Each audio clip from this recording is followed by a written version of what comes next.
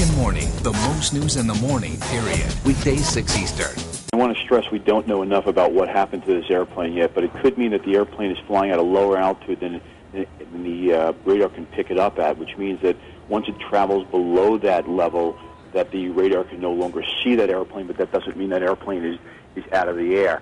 And one of the reasons that that might happen is if the airplane suffered some type of damage to it and it suffered rapid decompression, which is a loss of the breathable air for the people on board because the air is less dense at a higher altitude, they have to get that airplane down to a lower altitude while everybody's on oxygen.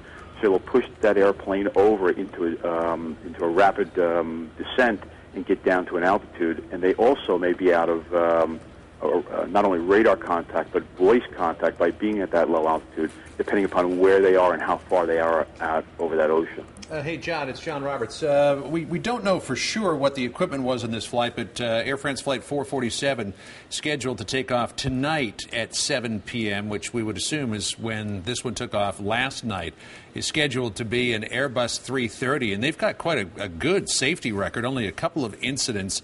There was a test flight that crashed, killing 7 people in Toulouse, and then an Air Transat A330 ran out of fuel and had to make a dead stick landing in the Azores a few years back. But this is a fairly safe aircraft, is it not? Right. No, absolutely, John, and that's a great point, which tends me to believe that it's more than just being low, that something happened to this airplane, because this is definitely out of the ordinary for this type of airplane. And like you said, it has such a good safety record. Had they been still flying, they'd still be in communication. They'd still be doing a lot of other things that people would know that they're still there.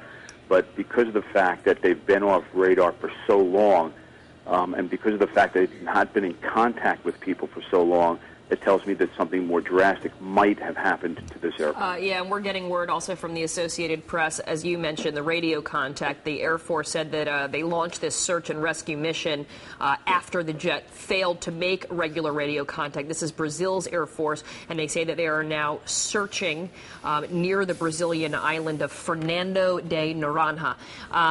What does that tell you when they're starting a search and rescue mission? Well, it means that they know that there's more that happened to this airplane. But let's not forget that miraculous landing of that airplane in the Hudson River. It's very, very possible that we could have something else going on where we had another great landing on the ocean. That they had to ditch into the ocean for some unknown reasons at this point. But that I wouldn't hope that all is lost right now. Those airplanes are equipped with a lot of equipment on board to get people into lifeboats, to get them away from an airplane that might be sinking.